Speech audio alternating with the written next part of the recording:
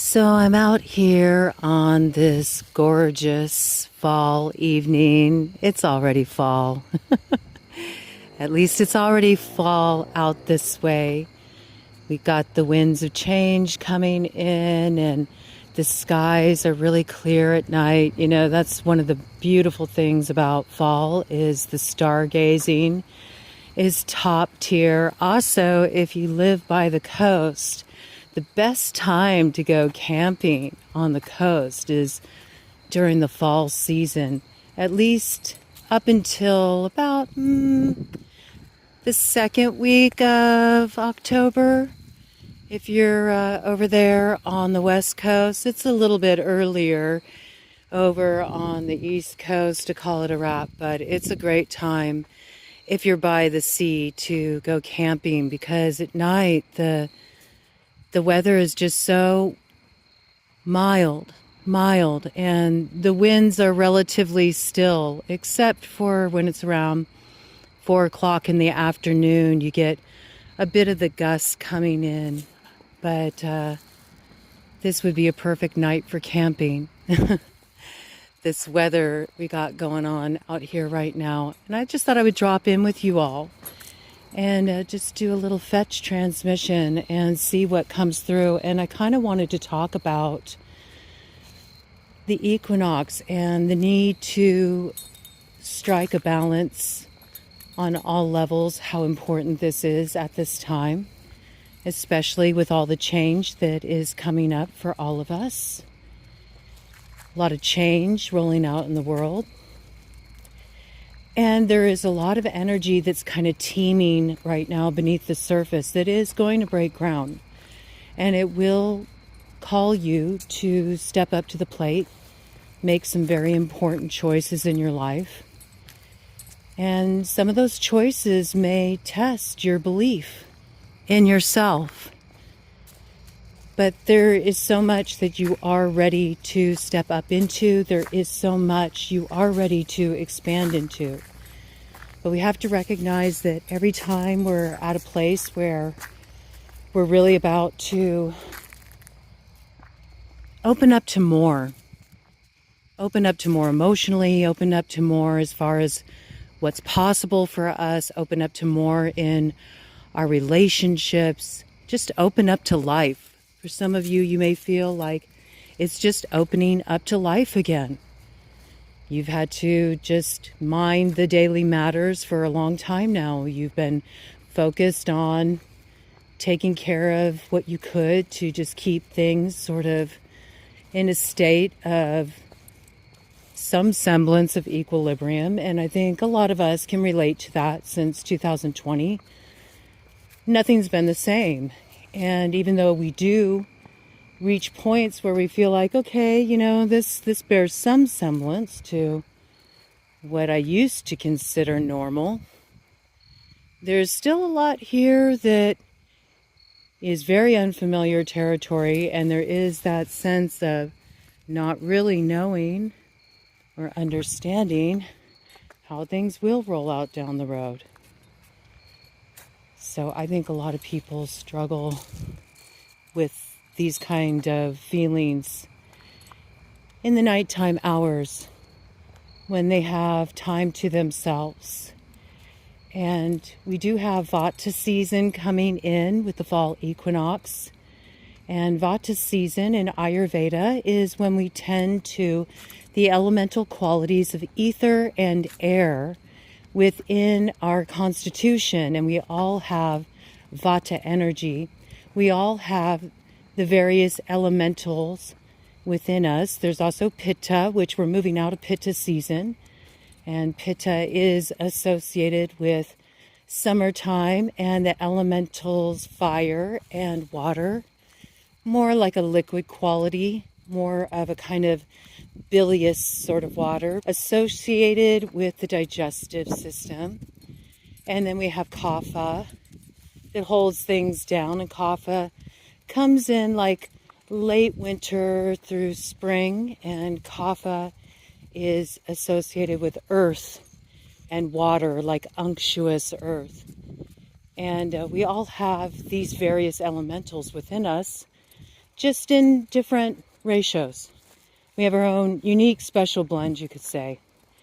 And during the fall season is when Vata can tend to really lose its grounding. And so you're going to notice that when the winds start to pick up more and the air gets a little drier and the temperature dips a little bit more, that you can feel more frazzled or more anxious or have difficulty sleeping or sometimes be tired but just wired because of the buzz of the energy going on in the hive mind, all the action going down on the ether. There's a lot of big energy out there right now. I know that I'm feeling it. I know all of you who are sensitive and tapped in on that level, you're all feeling it. It's a lot to run through your body. It's a lot for the nervous system to process. A lot of people don't really talk about this aspect when it comes to things like channeling, getting downloads, tapping in, but you really do need to take good care of your mind, body, and spirit. It's so important to be grounded, to nurture yourself, and to rest deeply because it's a lot to hold those big energies. And you have to let them pass through you. You don't want that energy to get lodged within your tissues, lodged within your cellular memory. I mean, you can take on energy that's not yours to hold, and it can negatively impact you on many different levels. And this can happen. We've seen it happen. We've all had these kind of experiences. You're out and about, you're at the grocery store, you know, have an encounter with somebody who's really rude and they ruffle your feathers, and then you can kind of take on that energy and you move through the rest of your day feeling sort of activated and a little bit off, okay? That's an example of that. And you certainly can pick that up when you're tapping into these big multiversal energies out there. So it's so important to just take some time to really drop in and nurture yourself. And before I went on my walk tonight, I made myself up a big pot of ginger root tea. You can get some fresh ginger root, slice up a whole mess of it, throw it in some water, boil it on the stove, and then, you know, just let it sit and brew a bit. And it's so good. You can use it as a base for any other teas you like to drink. Lately, I've been enjoying it with green tea, and I've found it to just be really calming and soothing, but also invigorating in a different way. It's like getting my digestion going. It's getting all the old congestion out of the gut. It's getting my airway passages really open because ginger is a dilator, so it helps with that. But ginger is also good when we look at metaphysics for clearing out lower vibrational energies. It is considered an energy director that gets things moving out of the way real fast, okay? So it's somewhat of a road opening energy, you could say a blockbuster kind of energy, but it has a sweetness to it too. And I love ginger. It's good for so many things. And it definitely can help you prevent taking on a cold or feeling run down. So if that's something that you struggle with because you deal with immune issues, then it's a good time to make some ginger tea. And if you're dealing with difficult people and difficult situations and harsh vibes, man, you can use the ginger to kick that out too. So I made myself a big pot of that. Sometimes I like to throw in some cardamom pods, and sometimes I like to add a little cinnamon stick in there, and sometimes I like to put in a little bit of black pepper, and I also like to put in a little bit of vanilla bean in there and make a proper chai. You know, you can do chicory root too. It's nurturing, but it's also, you know, that's a bit of magic too. All right, we have to remember that that's where true magic, the roots of magic, folk magic started, you know. And it's about medicine making. It's about medicine for the soul, but not just the soul, for the mind and the body too. And that's what used to happen back in archaic times when you had a problem and you didn't know how to solve it. You would go to the edge of the village, out there at the border, what they call the hedge, between normal civilization and where things get a little bit more feral and wild. And you would talk to a shaman, or you would talk to a witch. You would talk to the wise one who lived out there like a recluse on their own, and they would ask you for some kind of exchange. And then they might pray over you and sing songs over you, and they might make you a special tea. They might make you a little bundle of herbs for you to carry. And they might tell you to take certain actions to connect with the elementals, to clear you of all that energy that's been clinging to you. And they teach you about things that many people as civilization marched on forward forgot about. Just really making contact with the earth and understanding that the elementals truly do support us in so many ways. So bringing a little bit of that spirit in. And I always encourage people to trust your own magic. Trust your own roots. They will guide you. If you want to discover your magic, you don't need to go and look in a book. You're not going to find it in a book. Not the real potent magic. None of that's written down. That's all passed down through oral tradition. You're going to learn about all of that by just diving deep, deep down into the well of your own being. And trusting. See, so much of it is about trust. It's about trusting yourself. Trusting that you know the right measure to balance out what is ailing you. And I encourage you in this lead up to fall equinox to just experiment with this. If you are dealing with some stuff that you feel like, I need to get this energy moving on whatever level it's coming in for you, whether you feel like you have spiritual work that you need to clear out, get off of you, whether you feel like you need purification, whether you feel like you need to just get some stagnant energy moving in your life, within your body, just stop for a moment, drop in, maybe even when you're outside, just sitting, connecting with the elements, and ask, what medicine do I need right now? And you may get an image of a particular flower coming in to your consciousness, or you may have a certain herb come to mind, or you might have a particular action come to mind. And then I really encourage you to follow up on that. Don't just leave it at that. Follow that trail. It's a bit like going down a rabbit hole, but that's where all the magic is to be found. Oh. Yes, the dogs are out again.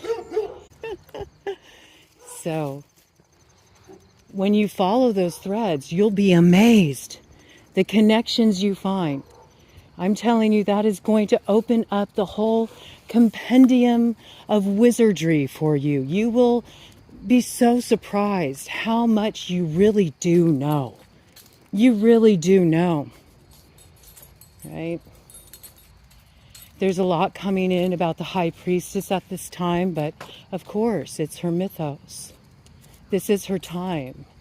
This is her time. This is her moment of ripeness. And her moment of ripeness is when she does go down and has the courage to face those more shadowy aspects of herself, but not to be overcome by them, but to retrieve some kind of brilliance, some kind of empowerment from spending time there resting in the dark. There's a lot of integration that can happen.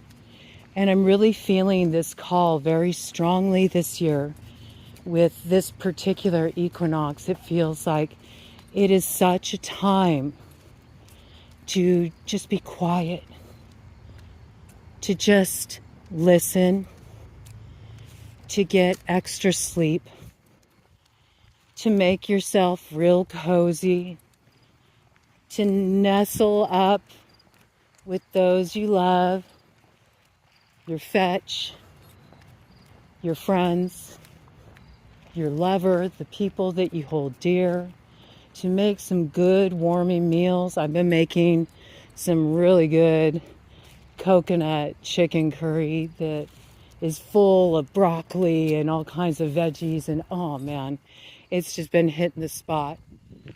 But see, this is real simple medicine that we can apply that helps us not just physically, but mentally, emotionally, and yes, spiritually. And it will transform your life. It doesn't take anything complicated. You don't have to have thousands of dollars to go to some luxury resort to learn from some mentor or some guru, you know. You have all the answers in you. You just have to support yourself and feel supported so you can drop into that space and retrieve all that wants to come through for you there. Most of the time we're too busy sort of running around like chickens with our head cut off. And then we finally hit a wall and we go, oh, time to slow down, right? And I had a bit of a moment like that last night with the download. I mean, I recorded over 3 hours last night. And with the energy of Venus square Uranus and Gemini coming in, the trickster planet decided to say, no, you can't use all that. You got to decide what's really just essential, and you got to let the rest go. Because suddenly my phone storage decided that it had had enough of all these downloads I was bringing in, and there were things that just had to go. And I had downloads that were backlogged. I had stuff that was in process. I had stuff that I was working on, and oh man, I was frustrated at first. But then I stopped myself. Because I was listening to the download I brought in the other night, talking about, soften. And so I took my own advice and I said, okay, time to soften. You have no control over this. Like, you got to decide what's most essential. You got to decide what needs to come through. And yeah, there were some brilliant gems that came in those downloads, but they're still there. I know the message. I got the memo, and I can deliver it. And maybe that's the way it needs to be. And can I just trust it? And can I just flow with it? And so I let it all go. But boy, it was a lot. And I was tired. I was up very, very late. I was up till like 9 o'clock this morning. So I'm definitely tired. But this walk with Ted feels real good. And I said, it's time.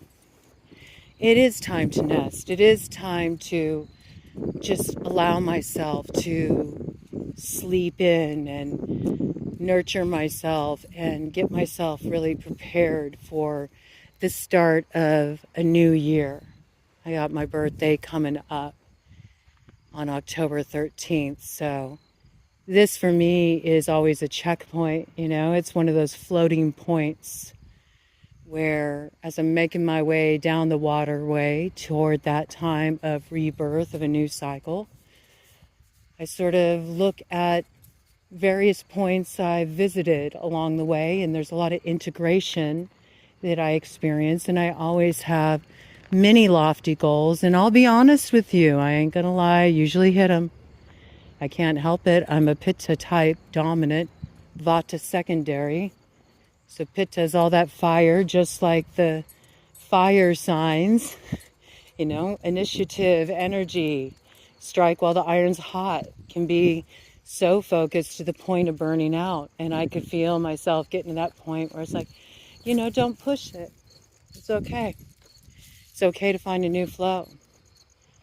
So today I found that new flow, and I made my tea, and I took a nice hot shower, and I got some beautiful gardenia oil, and I gave myself a really good head to toe abhyanga massage, and put a little of that oil in my belly button, which is so good because it's right on the hara line, and that instantly calms the entire nervous system. And I made sure to get it on my hair and put some on my crown and put my myself in some real cozy clothes, and I'm gonna hit my yoga mat tonight and turn the lights down and probably listen to some good blues guitar to do that yoga too, because that's what I dig, and have some candles going and just let everything unwind. Drink my tea and maybe enjoy a little herb. I do partake of the herb. Might enjoy a little herb and maybe write some inspirations in my journal. Maybe some more lyrics, maybe some more poetry, maybe some more of the story that is unfolding. But I'm just going to create the space for whatever wants to come through. And so I did want to share this with all of you, that this is a good practice and maybe something to bring in over the next couple days in the lead up to fall equinox. I encourage you in whatever way you can to let the fall equinox be a day where you engage in something that brings balance to your life.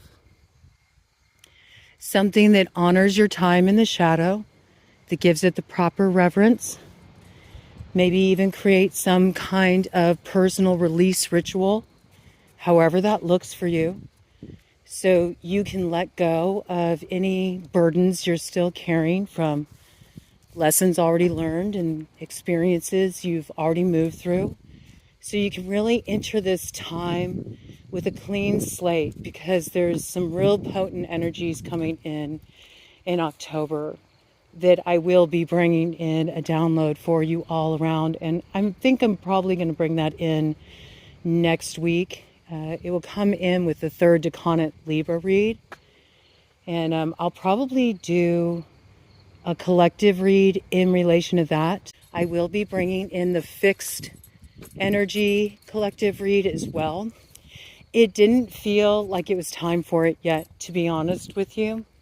I don't think it's time to bring the fixed energy in, because everything is so mutable right now. And that's what's really called for, to do the work that we need to do to be able to move into that mutability. And I think heading into the fixed territory right now might be a little problematic of a focus. We do really need to work with the flow. But I feel like after fall equinox comes in, we find a sort of recalibration point. We find our balance. I think it could be a wonderful time then to bring in the fixed download. So I'll bring that in next week. And we'll talk about all the stuff that I had to release. I had to let go, but I still got it all. And I got all my notes. So none of it is lost. That's what you got to do when it comes in. You got to write it down. I've learned that the hard way. When you get these inspirations coming in, if you don't write it down, then the next thing you know, what was that? Oh, man. And I knew that was something. That was something, and I just let it drift away on the ether, okay? So I really encourage a dream journal at this time. And maybe get yourself a little mugwort. Maybe even get yourself a little mugwort plant that you can care for, that can be an ally to you. Mugwort is wonderful for stuffing in dream pillows, and mugwort is wonderful for doing smoke cleansing as well, especially if you are doing a lot of work where you're channeling, or you are feeling like you're really opening up to your intuition on a deeper level. It's a wonderful ally, and it's very rootsy. So that's a way you can really kind of bring a little bit of that old-timey medicine into your space, into your world. And it's wonderful to form a relationship with a particular plant ally and have them take you on a journey. So I just encourage you to open up to the experience. I also had something coming through about getting a talismanic piece of jewelry that is connected to the essence of the moon, or anything that has that sort of luminescent sort of quality to it. So I had selenite come in because, of course, it is associated with Selene. And it does really hold that lunar energy. It's very silky. It's a good clearing energy, but it has a softening quality to it. So it's not harsh, but it does provide a lot of clarity as well. And you can use selenite to clear out other crystals that you work with. You can put it within your crystal grids and it will always just kind of keep the energy running nice and clear. That may be something you want to work with too. You may want to work with seeing what stones you're drawn to. And they don't have to be crystals. They can even be stones you find when you're out on your walk. And maybe make yourself a little space, a little altar space where you create a grid. And each stone holds a certain intention. And you can make it a thing of beauty. And you can add to it through the fall season.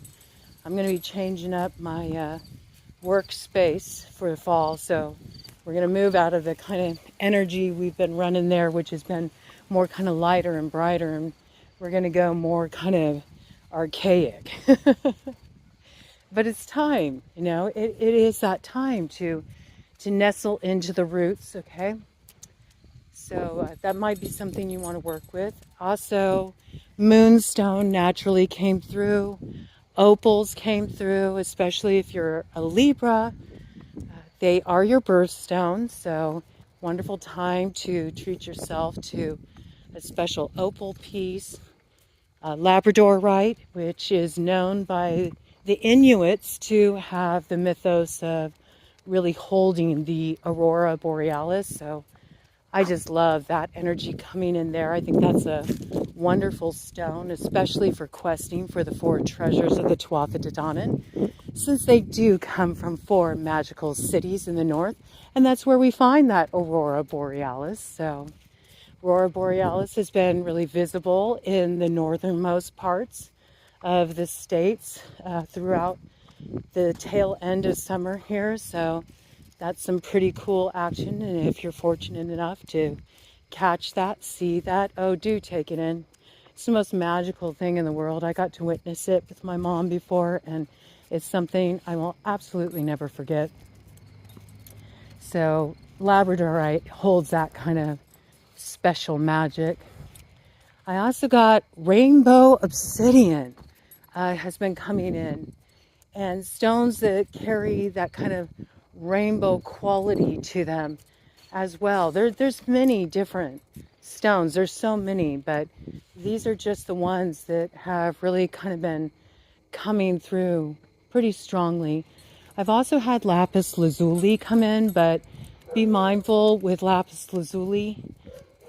If you are new to opening up your psychic awareness, if you're new to having your third eye lit, you might want to hold off on that one. It packs a lot of charge, and it's definitely a teacher stone, but it kind of puts you on the fast track. So it's one of those things that it can have similarities to moldavite, where people feel like it packs too much of a punch or it brings too much disruption. So don't do that unless you've already been cracked wide open and you feel like, yeah, I'm ready for more. You know what I'm talking about. You know what I'm talking about. Because I definitely go those places. It's like, okay, that was intense, but more.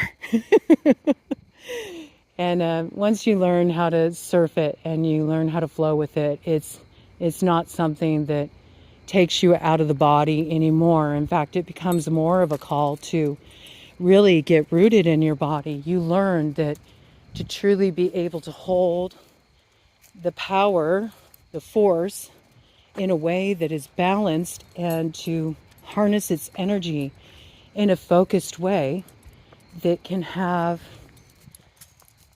a powerful impact and bring about a transformation within you and thereby in the world around you, and ripple out through you to also lift up the collective energy as a whole. You learn you really do have to make all things sound, and that begins with you. So if you are a metaphysician, or you identify yourself as a wizard or a sorcerer, a sorceress, or a mage, or Maybe you just view yourself as somebody who's just like a tree hugger. You love the earth, man, and that's what speaks to you. Or maybe you're Christian, or maybe you're Muslim, or maybe you read from the Vedas. It don't matter. It don't matter. Everybody's welcome here, and we each have our own different expressions of how we access that energy. But at the end of the day, it's all one energy. It's all the or and more, that one note, rippling throughout existence. And the more that all of us take up that charge and say, okay, I'm going to make all things sound within myself, and then let it kind of ripple out from there, the more that one note is the point, a floating point that brings us together in perfect harmony. So create space over these next few days to create some kind of evening floating point, let's call it, because I feel like the ether element is really going to be active during the fall season, in the evening hours, and certainly in the small hours. So it's a wonderful time to get all the mana that can come through there. Because if you're nurtured, if you're grounded, if you're open and relaxed, you really can pluck those diamonds out of the void. You can get a pearl of wisdom out of that azure moonlit sky. There's so much that can come through. You can live the life of a bard and be amazed at all the creative inspiration that's funneling through you and what you create out of it. But if you're in a space where you're not making things sound, then so much can be lost and squandered. So it doesn't have to be a complicated practice, and make it something that works for you. But a way that you can just kind of have a floating point. We're not looking at it as a landing point. You have to learn how to harness the force of the ethers, skywalkers. That's where the Dakini medicine is found. That's where the Kachina medicine is found. It is a very lofty energy, but you're here to bring it down to earth. And that's why all the messengers are waking up. And the messengers need to let the energy flow through them. It can't be getting stuck. We can't take it on and hold it in. Because see, if you're getting the messages, they're meant to be shared. And your vehicle for moving that message forward, it may not be the same as mine. You may not have a channel. You may not choose to have a platform. Your vehicle for moving it forward may be music you make. It may be space you hold for other people to bring their voices forward. It may be art you create on a canvas. It may be the way you cook your food with love and you use it to nurture others. So trust your magic, trust its expression, and give yourself the proper foundation so it can come through. So here is your mission, if you choose to accept it. Before fall equinox, create a simple evening routine, a floating point routine, so you can ride those waves of the ether expertly. And let it include one practice to calm your mind and focus your mind, one practice to tend to the body, and one practice to feed your soul. Okay? Start simply there. If you just pick 3 things to begin with, and as you start to develop a real devotional practice with that, because it is a devotional practice, if you think of you being like an altar to the divine, it does matter how you care for this earth suit you're in. And it will only strengthen your connection to your spirituality. You'll really see this. But as you start to do it and you start to notice the difference it makes, how it makes you feel, I think you'll find that you want to bring more in, but you won't have to force it. Don't make it rigid. Remember, we got to break down the boxes. Let it flow with you and let it shift and let it evolve. And discard things when they've served their purpose so that new things can come in. I wish you blessings on this autumnal equinox that's coming in.